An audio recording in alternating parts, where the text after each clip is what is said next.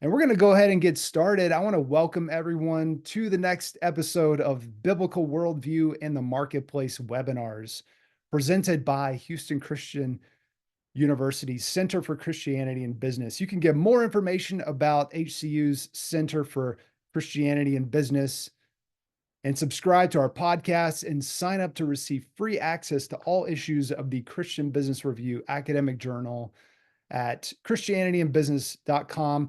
There are also several links that I put all the way at the very top of the chat that you can refer back to.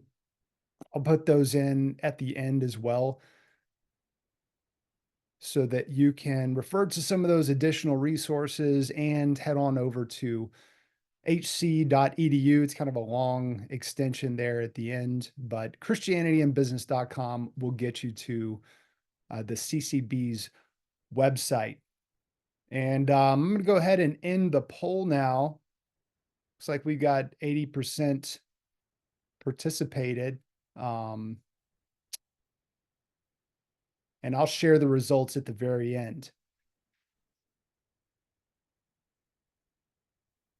Well, I'm not going to give my full life story here, but I wanted to give you enough perspective on my background to give you a sense of kind of how I arrived at this topic of the habits of a Christ-centered company and why I'm so passionate about it.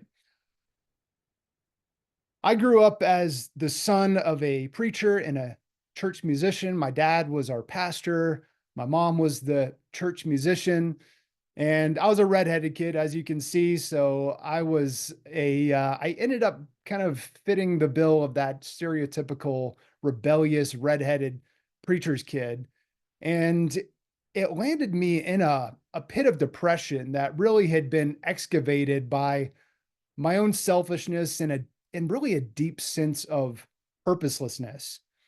But as a 19-year-old kid, September the 11th, 2001, that the terrorist attack on that day shaped the course of my life. And I know that it impacted many of our lives on this in this webinar here today. But I was depressed. I was purposeless. But I woke up to the news that our country had been attacked, and God awakened a deep sense of purpose in me that day. And by noon, I was at the Air Force ROTC commander's office at Charleston Southern University saying, "Sir, I would like to join the Air Force. I would like to serve my country." And I really didn't have much going for me. Like I said, as a symptom of that sense of purposelessness, my grades were terrible. Just really didn't have anything going for me. But the military needed people, and they said, "We'll take you. We'll make an officer out of you." And that was really the turning point in my life when God began to lift me out of that pit of depression, that pit of purposelessness is really what it boiled down to. But I didn't just want to be in the military. I wanted to be in the ministry. I think a lot of us know what I mean by that. That just going to work is not, it's not enough of a ministry. I've got a ministry is something that sort of happens somewhere else, like maybe standing behind a pulpit or on the global mission field. But ministry was something that sort of happened somewhere else. A lot of my heroes at that time were the heroes of my father. My father was a pastor, so my heroes were Billy Graham and Charles Finney and Hudson Taylor. In fact, if you ask the typical Christian, who are the heroes of the Christian faith, you're pretty much going to exclusively hear the names of people who stand in pulpits, foreign missionaries, and the like. And so I thought doing something great for God really meant doing it outside of the business world and outside of the workplace. But God spoke to me as I was leaving the base one day. There you can see the picture of Barksdale Air Force Base. And it was in that picture, right where those cars are, where the Lord spoke to my heart as I was getting ready to go out and do some volunteer work through my local church. And I was involved in everything I could get my hands on. And the Lord spoke to me and said, "This base is your ministry." And that was another pivotal point in my life and my Christian formation. And it started to become increasingly evident to me that making a difference for Christ was less about standing behind a pulpit and more about representing him well in the workplace where all the people are. Not all the people, but most of the people. And specifically, I started to recognize that business and economics wield greater influence over societies than just about anything else. And I think a lot of that has to do with what Jesus said in Matthew 6:21, for where your treasure is, there your heart will be also. And our treasure is not just for most of us, it's not just in money, it's also in our business. It's in the status and the relationships that we have, the clout, the financial treasure, our talents that we get to use in the workplace. I think that has a lot to do with why the marketplace, the business world, wields such tremendous influence over societies. And you may be wondering why I've got these three pictures up here. It's because I believe that impacting the economic system triggered the Reformation, the American Revolution, and the Resurrection. What do I mean by that? So, Martin Luther said a lot of things to the Catholic Church about doctrinal issues. But the one that really I think got their attention and really set the Reformation in motion was when he began to put his finger on this practice of charging people money for indulgences, for the forgiveness of their sins. And so he put his 95 Theses on. That was a big concentration of what he was dealing with the Catholic Church about, is charging money. And so when he began to impact that economic system, the Reformation was born. The American Revolution, there's a picture there, a depiction of the Boston Tea Party, where the British Empire had a monopoly on the tea market in the colonies. And these colonists said, we're going to put our foot down and we're not going to stand for this anymore. And so that economic shift that happened was one of the trigger points, not the only trigger point, certainly, for either of these things, but one of them. And why do I also say that the impacting the economic system was a trigger point for the resurrection? Well, when Jesus came in and cleansed the temple and flipped over the tables of the money changers, he was transforming the economic system. And it says when from that day forward, that they were plotting for a way to kill him. Impacting the economic system triggered some of the most momentous events in history, and they impact when you impact the economic system.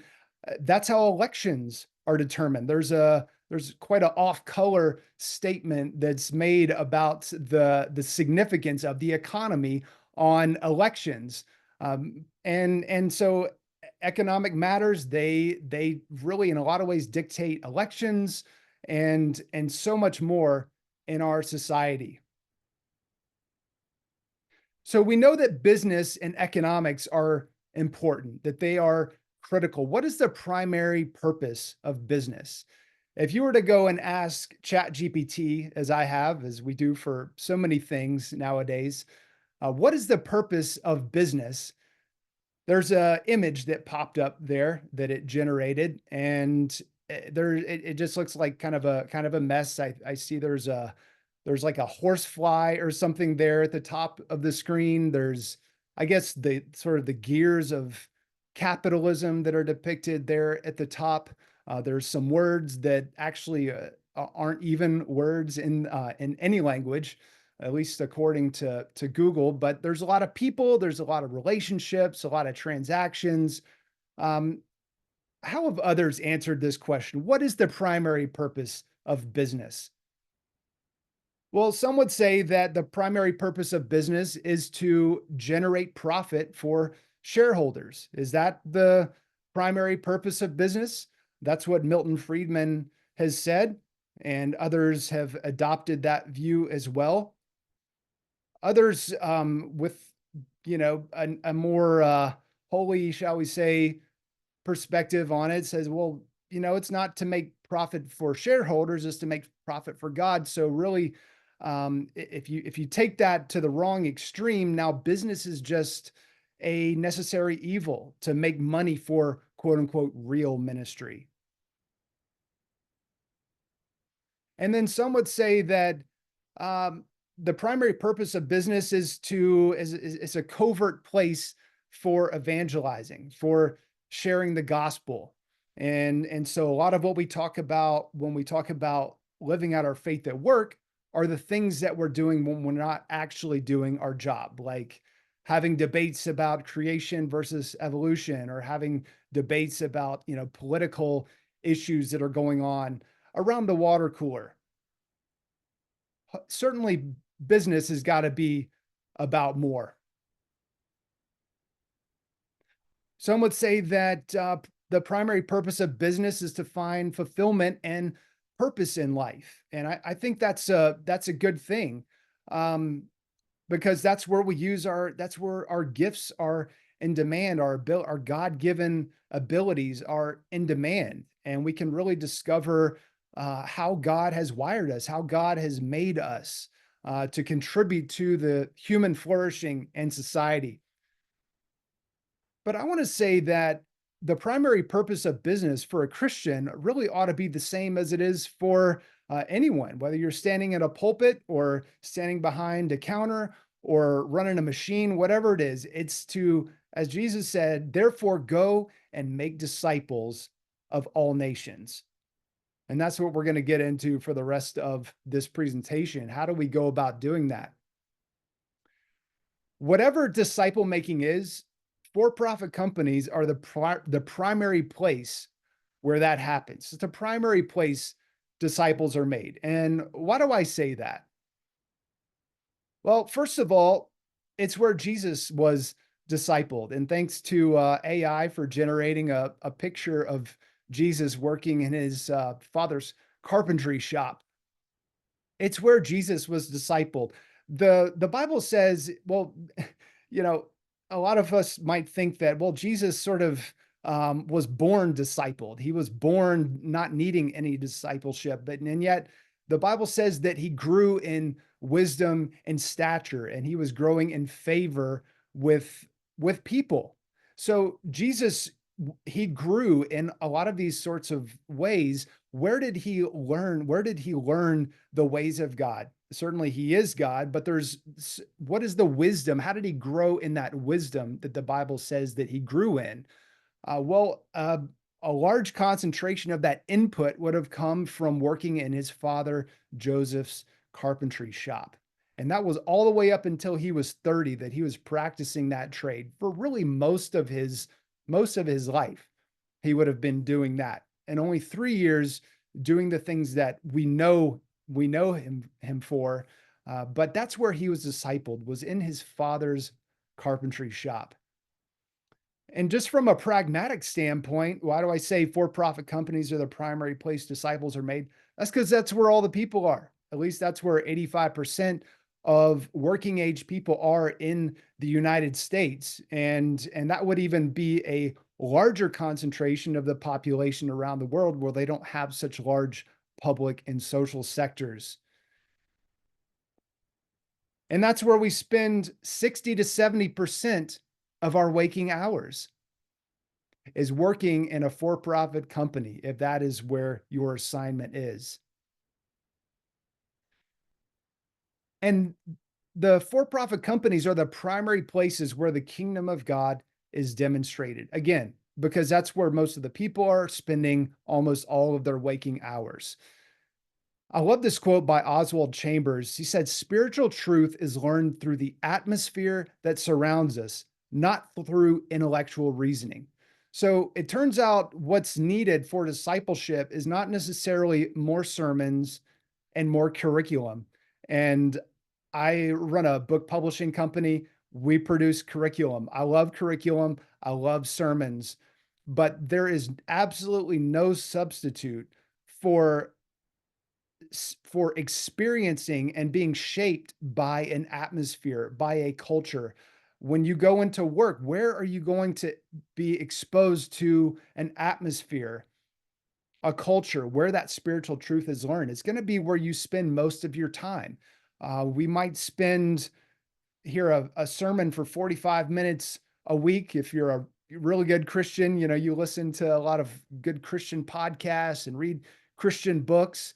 And those are all really great things that are, you know, certainly discipleship input, but the kind of discipleship Jesus modeled, and I think the kind of discipleship that he had working in his father's shop was this more of a rabbinical, more of a Jewish model of discipleship where you would actually follow your teacher around. And that's how the disciples referred to him, was as rabbi, as teacher, because he was modeling his life in front of them and he was surrounding them with kingdom culture that he was the living embodiment of. And so how does this translate into companies? Companies market culture, culture makes disciples, influencers, habits make culture. I'm not going to leave you hanging here. I'm going to unpack this a little bit. What do I mean by culture? I define culture, and there's a lot of definitions of it, but it really all for me boils down to this. Culture is the defining habits of a group of people. And you might, in another term, a more biblical term, the way it's referred to is as the way. And so the Bible talks a lot about the way. In fact, Jesus is said to be the way, the truth, and the life. But there is a broad way, there's a narrow way. The early Christians, before they were referred to as Christians, as little Christs, was as the people of the way. When Paul had his Damascus Road experience, he came out of that looking for the people of the way. And so there's a certain way. I mean, you can look at, there's a Disney way, there's a Nike way, there's a Hobby Lobby way, because a culture is it's the defining habits of a group of people, in this case, a company. So for a culture, its cultural expressions are its products, its services, its hiring preferences, its operations, its policies, the causes that it gives to charitably. All of these things are cultural expressions of that company's way. So how does this translate into discipleship? Well, a disciple is one who has adopted the habits of a culture, who has adopted the habits of a way, or hopefully the way, which is Jesus. And so you're going to be in the marketplace, you're going to be conform to one culture or one way or another. And that's why Paul says, do not be conformed to the pattern of this world, but be transformed by the renewing of your mind.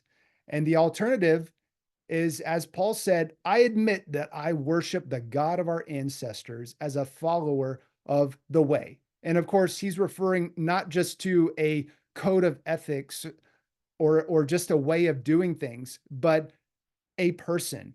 So Jesus is not just a path, he is a person. And so in your company, we are being shaped. When you go to work, you are being shaped by the culture, by the way of that organization. And for adults, that's our primary input from a discipleship standpoint, because that's where we spend almost all of our waking hours.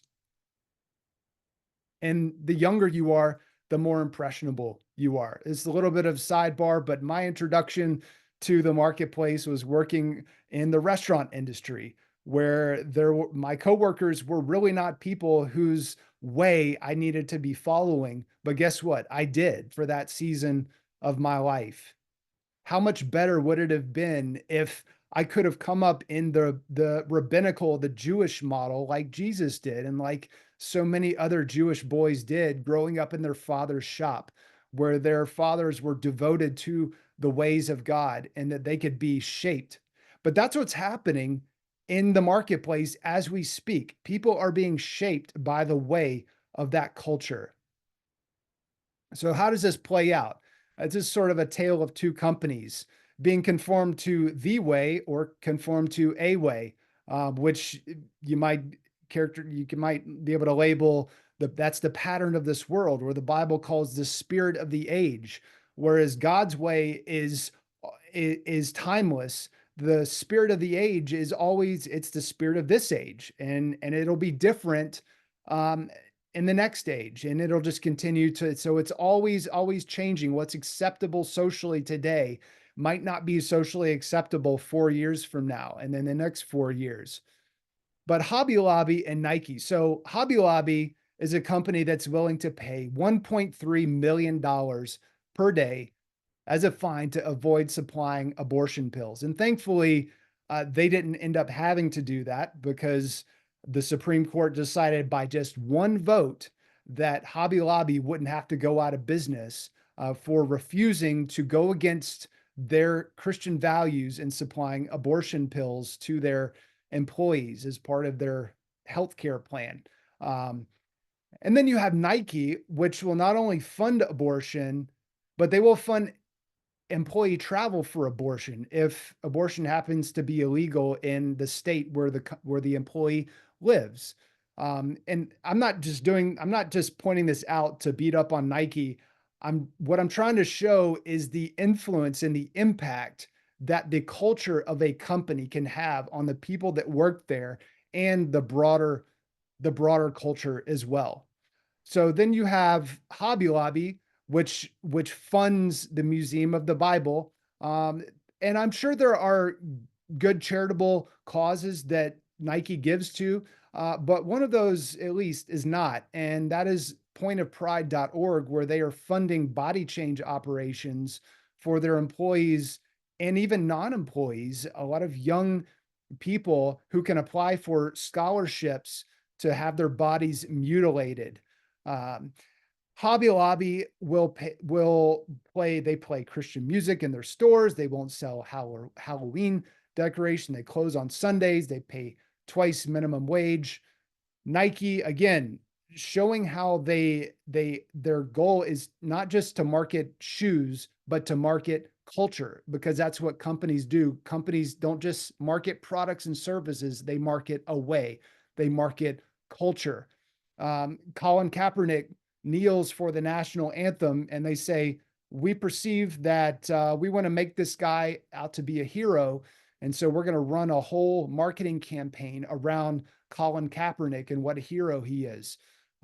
Nike scored 100 on the Human Rights Campaign's Corporate Equality Index. And if you're not familiar with what the Corporate Equality Index is, this is not a fringe sort of a framework, but 75% of Fortune 500 companies are participating in this, and it's a scorecard on how aggressive the company is in advancing the LGBTQ agenda. And so it's not about tolerance, it's to what extent are you actually having hiring events specifically aimed at people who are of this LGBTQ persuasion. You're going to lose points on your scorecard if you have just one shareholder that says, hang on, guys, let's pump the brakes. Maybe we ought not to be going down this. Maybe we ought not to be going down this path. They get points for donating toward LGBTQ causes. For example, the Human Rights Campaign is a $50 million organization. So if you give to organizations like the HRC, then you get scored higher. And again, 75% of companies, Fortune 500 companies, are participating in this. So it's quite mainstream, although recently there have been a lot of companies like Lowe's and Tractor Supply and Harley Davidson and others that have said, we're not going to participate in this anymore.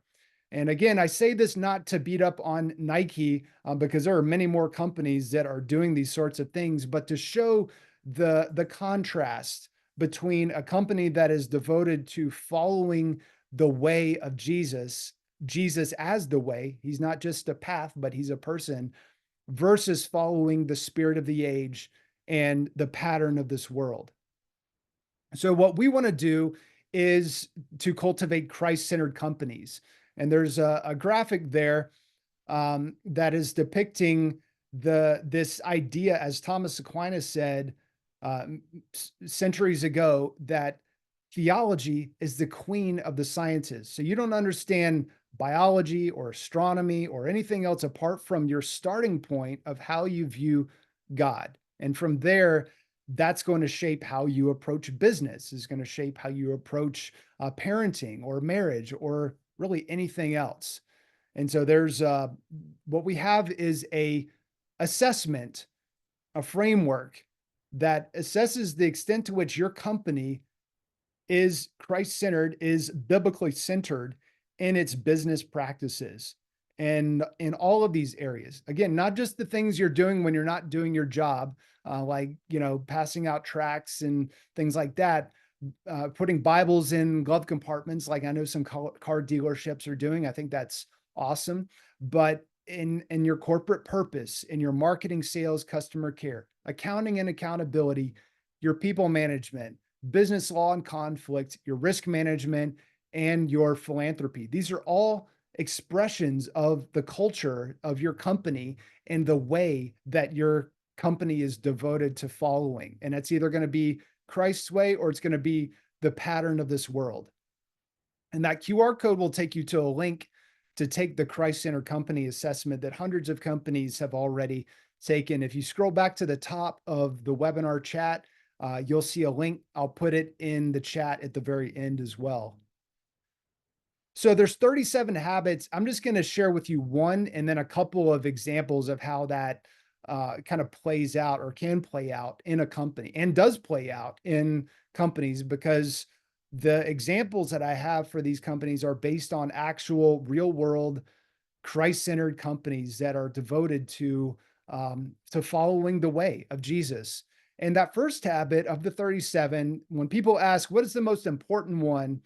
I would say it's this one, because it really is the one on which the rest of them hang. And that is to recognize, it's the habit of, in all of your business activities, recognizing that Jesus is on the receiving end of those activities.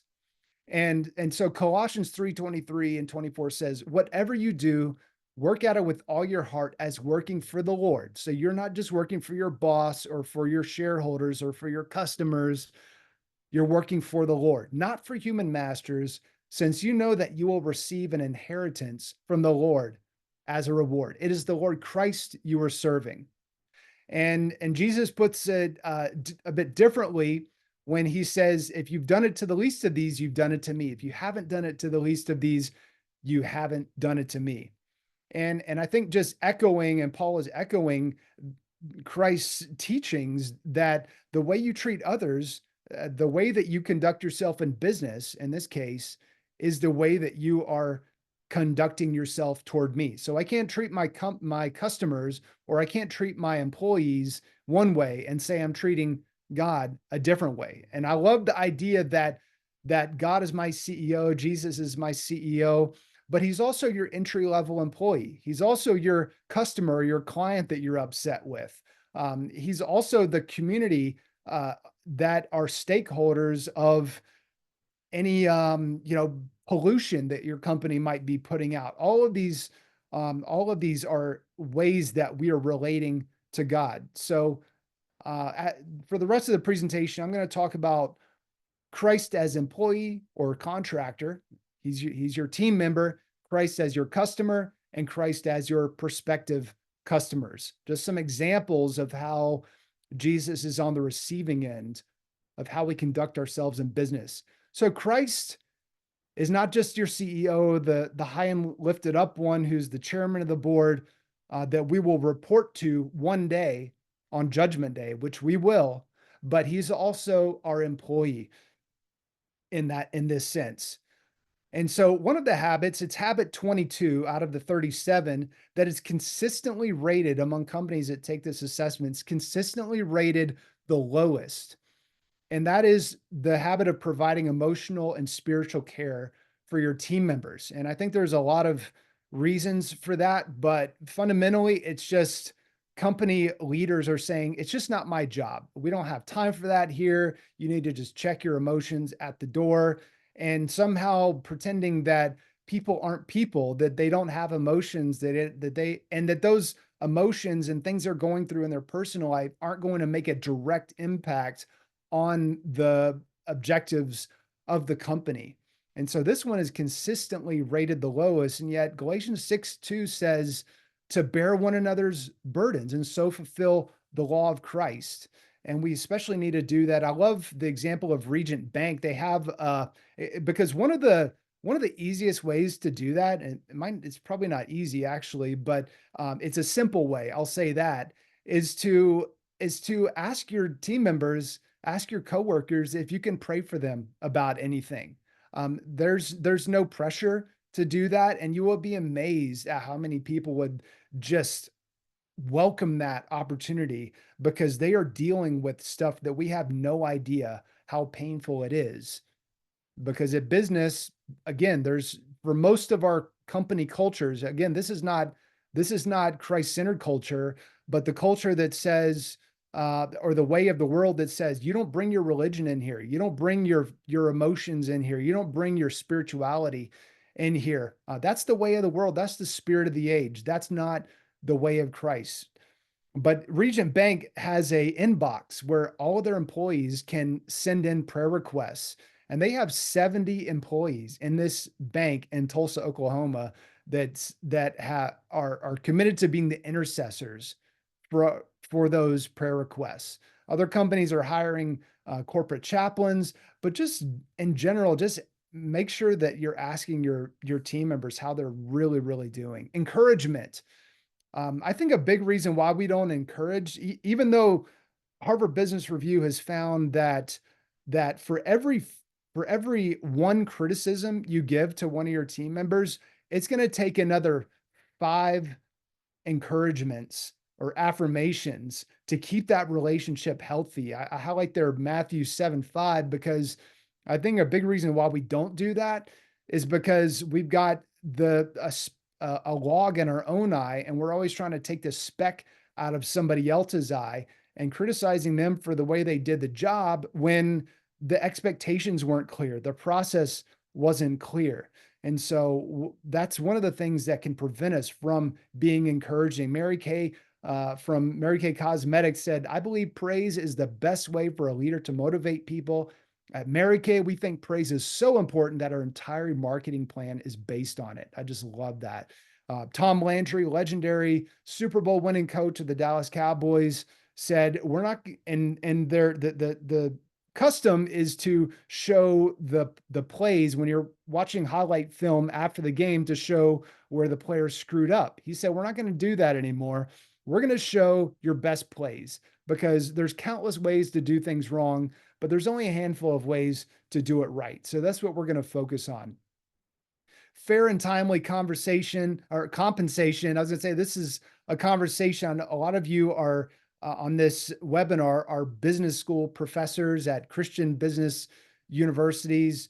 I would encourage you to have these conversations. Like, what is fair biblical compensation? I love what the master said, or the vineyard owner in Matthew 24 said, whatever I will give you whatever is right. So what is right? He paid them all the same wage, regardless of what time of the day they came out. He knew they needed a living wage. And yeah, some of the workers were pretty bent out of shape, and the master's like, well, it's my money. Can I be generous with my own money? But fair and timely compensation. Some would say that uh, that well, the invisible hand that Adam Smith talked about, that's God's hand. So we'll just pay whatever the market will bear. And if we can pay people peanuts, then that's what the market will bear, then that's what we're gonna give them. But we've got to consider that people, they do need a living wage. And if your company can't afford a living wage, don't require full-time hours for part-time pay. Let them go get other work elsewhere.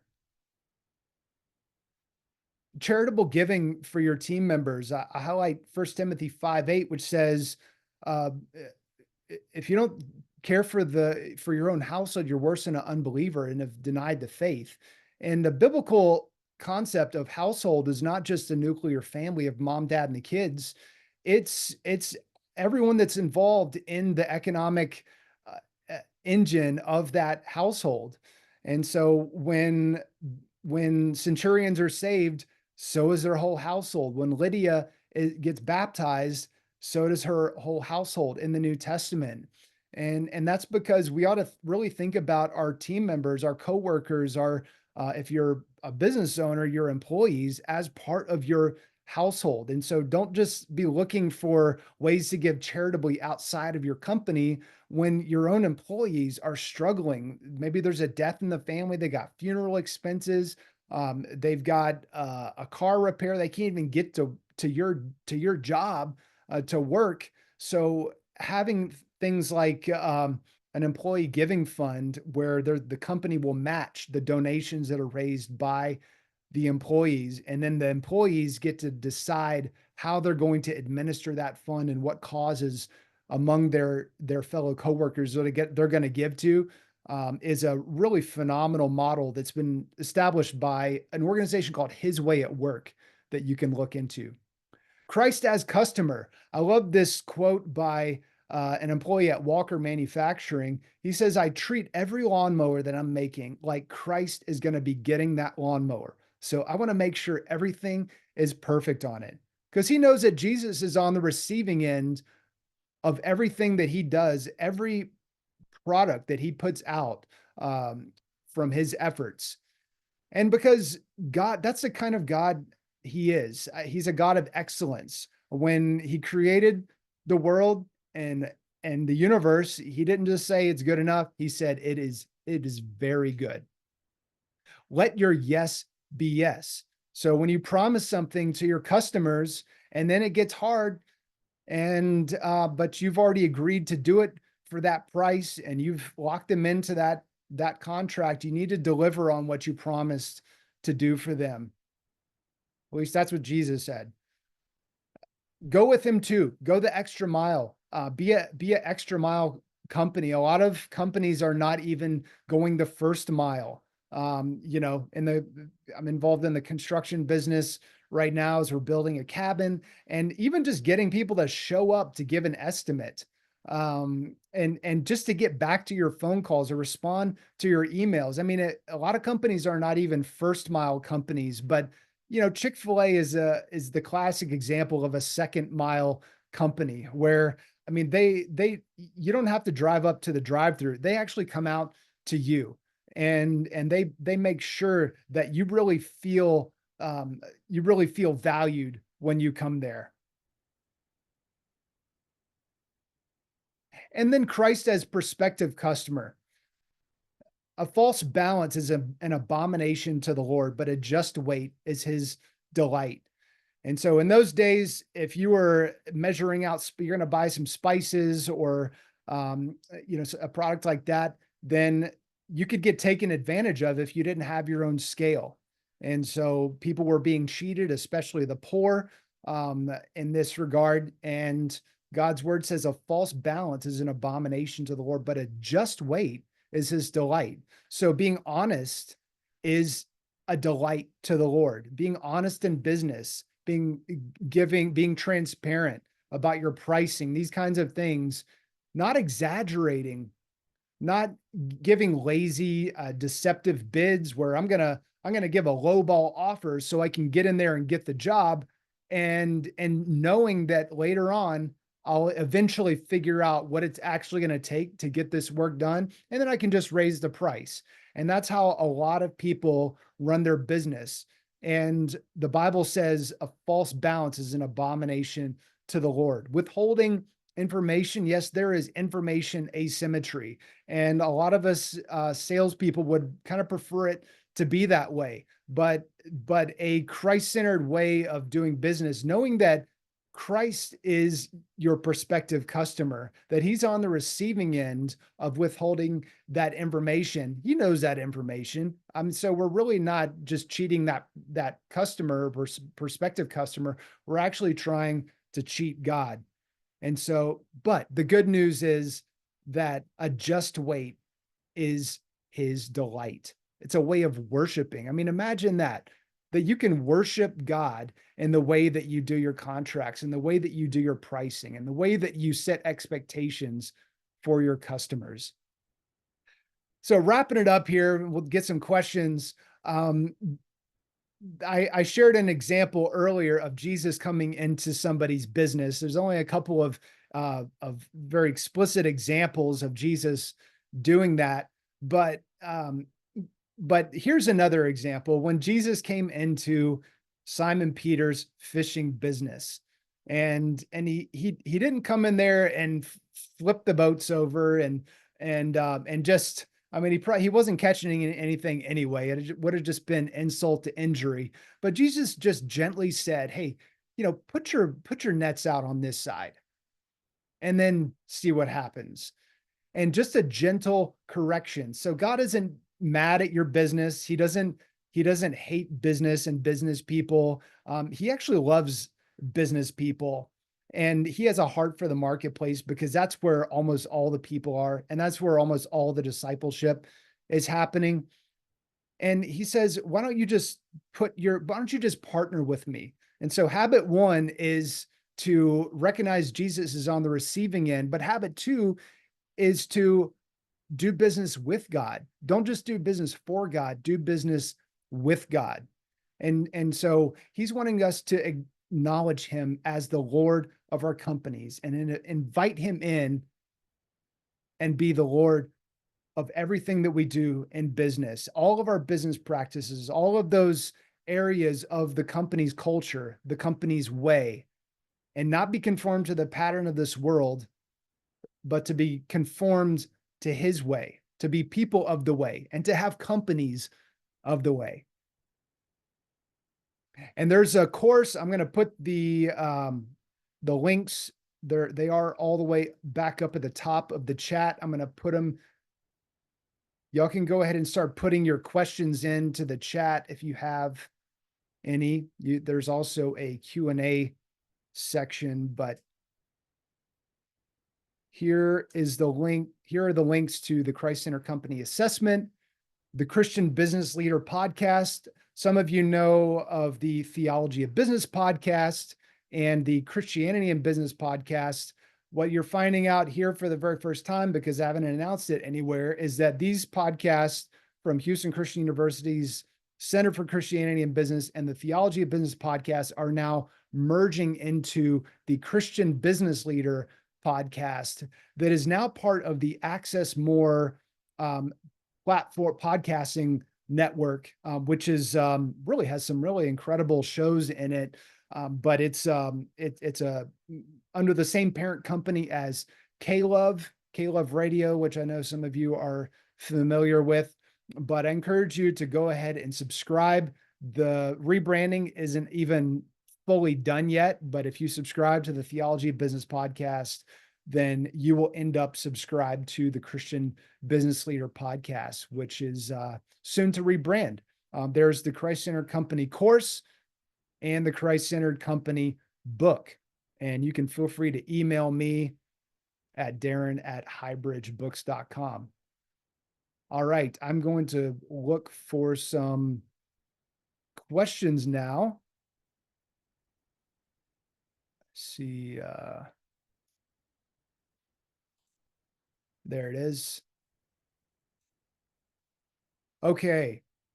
Oh, also, I'm going to share the results. Let me know if you cannot see the poll results that I just shared. And if you, at any point, you can close that out. So we've got a pretty close split between all of these. And again, I think it just underscores that we all have different gifts. We all have different theological traditions that we're coming from that tend to emphasize some of these over others. Evangelism focus. I mean, if you're gonna be able to evangelize and actually provide, I think of the workplace um, as sort of the showroom for the gospel. I mean, you can hear a sermon and an altar call at church, but you don't actually get to see if you even want that. And apart from spending time around people, seeing how they handle money, seeing how they handle conflict, seeing how they talk when they're mad, all of these things are how disciples are made. The ethics focus. I encourage you to do a screenshot if you want to keep that information. I'm going to get a screenshot of it as well. Um, okay, and so all of the entire Christ Center Company framework plays into all of these different items. There are aspects of the culture shaping focus, the employee care focus, the philanthropy focus. All of those are addressed in the Christ Centered Company framework. Okay.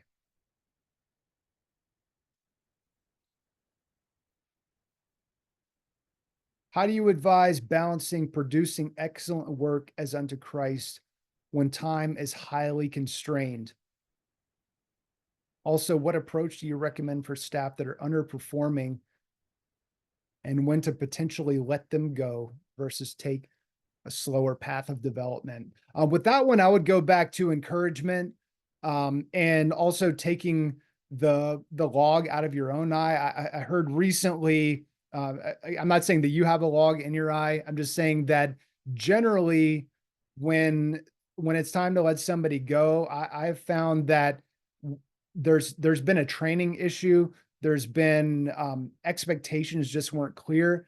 A lot of business professionals just are not good at really articulating what is the right system, documenting how things need to be done, until it's too late. And then it's like, you should have done this, you should have done that.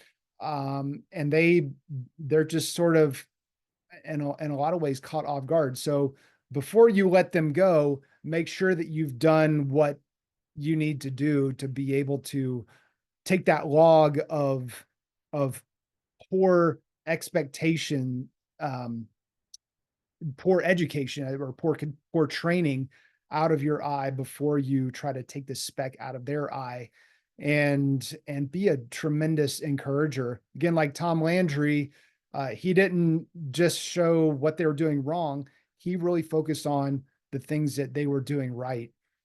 And how do I advise balancing producing excellent work it's under Christ when time is highly constrained? I think you have to identify what your objectives are. Um, and and and God does not tolerate waste, and we shouldn't either. And that's one of the habits that I talk about in there is stopping stuff that's not working. But to know if it's not working, you have to have some pretty clearly defined metrics to know if you're even on track. So when you say excellent work, what is the standard of excellence? If it's maybe it's customer returns, that we're going to really focus on driving that percentage of customer returns down. Or, I think a good one is to really track um, how many of our how many of our previous customers or clients have referred a new client. So we track that in my book publishing company, and we know that 49% of the books we publish were referred to us by authors who have previously published with us. So, I mean, it's hard to really make a metric to say this is what an excellent book is, that they reach the New York Times bestseller list or #1 Amazon bestseller. But one thing I know we can do is to make our service so good that all of our authors, when they inevitably have somebody say, where did you get your book published, or how should I go about that? Oh, you've definitely got to talk to Highbridge Books. And so, what is your standard of? And it's got to be something that's measurable, is how I'd advise on that.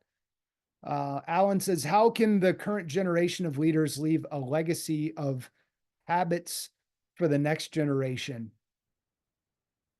For example, in family firms that aim to survive over generations. Well, I think there's no problem that can't be fixed with discipleship, um, aside from making your organization bigger. So just making your company bigger, that might not necessarily be what happens, but the quality of the work and the quality of the relationships and the health of the among the team members, that can absolutely be improved by discipleship. And so look toward other companies that are getting it right, have gotten it right, such as the ones that I profile in the book, The Christ-Centered Company, and in the course, The Christ-Centered Company. A lot of these are companies from organizations like C12 and Convene, where the business owners, they say, we are dedicating this company to the Lord and that we are going to do things according to the ways of God. And so Hobby Lobby, another great example. And so just find out what they're doing. Like, how do you handle, what is your compensation philosophy? What is your philosophy when it comes to charitable giving? Do you, like the founder of His Way at Work, or the CEO, Chris Patton from Mike Patton Auto previously, he said, if I could do it all over again with Mike Patton Auto, we would have flipped our giving paradigm to where instead of giving out 90% out of the company and only 10% to needs among our team members, again, funeral expenses, the car broke down, different things, they got a sick family member, things like that. We would have given 10% outside of the company and 90% of our charitable giving inside. And so it, just like everything else, it comes down to discipleship. And that's what's going to be contagious and really sticky for the next generation. How do you balance accountability and giving grace? John asks. I think that goes back to, well, several of the things that I've mentioned here, where you've got to have clearly defined metrics, clearly defined, and Jesus, I would ask, what are the barren fig trees in your company? Like I talk about in the book, in the course, because there was a barren fig tree that wasn't producing fruit. Jesus literally cursed the fig tree and it dried up and withered and died, because it wasn't bearing fruit. And then there was a story that he told where there was somebody that was tending a fig tree that wasn't producing fruit. And the master said, let's cut it down. And the manager, he said, well, let's just give it a year. I'll put some more fertilizer on it. I'm going to dig a trench around it to make sure that it's retaining water, and let's see what happens in a year. And after a year, it doesn't work, then we'll cut it down. And so for that accountability, I think you got to have clear expectations. You got to take the log out of your own eye if there's a training issue, and you have to give it a deadline, like that manager, like that steward did who was managing that fig tree. So who knows what happened? Maybe they had to cut it down. Maybe they let it continue on. Steven says, you mentioned Regions Bank. Actually, to clarify, this is not Regions Bank, which I know there is a Regions Bank, but Regent Bank, which is in Tulsa, Oklahoma. By the way, you guys have got to check out, this is probably worth coming to the presentation just to know about this, Believe Bank. So I just talked to their CEO, and they have just launched from Regent Bank. They have launched Believe Bank, where they're giving, if you migrate your savings account over to them, they'll give you 4% on your money every year.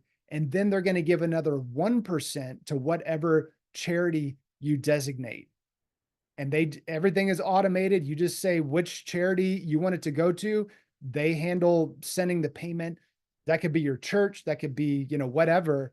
And they just automate. So instead of you having to manually set up auto drafts and things like that to go to your charities, just 1% of whatever your savings account is at that time for that quarter, they will cut a check.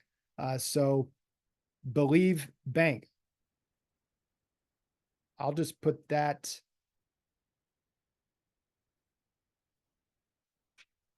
Whoops, not plural. It's believebank.com. So just copy and paste that into your browser. But Steven says, I've been convicted of the banks that we use and where they invest the money. We are all trying to align ourselves with God's will, but at the same time, we use all these banks that do not align with God's principles. What do you recommend? Recently, there's pro-life fintech. Thanks for an excellent. Thank you for that, Stephen. Again, I had not read your whole question there, but my answer would be believebank.com. So if you've got a savings account, just being able to migrate that over and then designate your charity of choice. Regent Bank is that company that has 70 intercessors that work in this company, not just as intercessors, but I should say not only as intercessors, but as the employees who run that bank that are interceding. If you have a prayer request, you can send it in. You will have employees of Regent Bank praying for your prayer requests. And they've just seen miracle after miracle from what God has done through that. How do you screen those you hire to determine if they sufficiently align to Christ-centered values of the company? So there's a Cohen Woodworking, a really incredible company. I would encourage you to check out, but about 60% of their employees are ex-convicts and or ex-drug addicts. And this is one of the fastest growing, I think at one time it was the fastest growing cabinet manufacturer in the country. And so discipleship is a massive part of this. So I mean, how awesome were Jesus's disciples when they first came on board, and he began to, in a lot of ways, kind of stake his reputation on these guys, which were starting out, not the finest of gentlemen. But and so I would just caveat it with that discipleship is at least as important as making sure that you select the right people.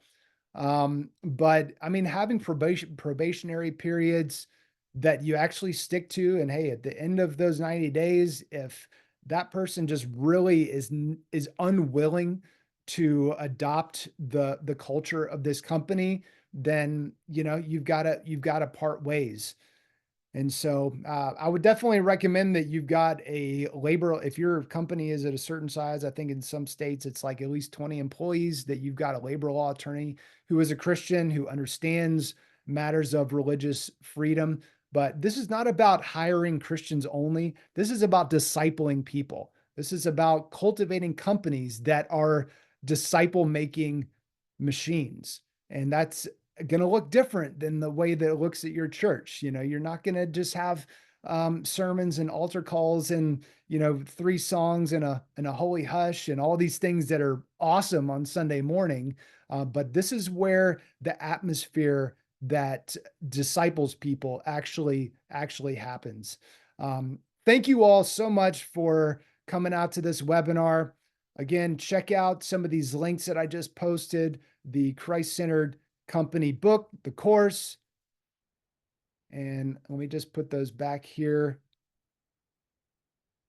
And I will leave that up while everybody is signing off. Really appreciate you all. And go out and make some disciples today by, like Paul said, imitate me as I imitate Christ. And so he didn't say, go out and and be a Bible beater and tell everybody how, show how self-righteous you are and all of those things. He said, follow me as I follow Christ. Imitate me as I imitate Christ. So let's do that today.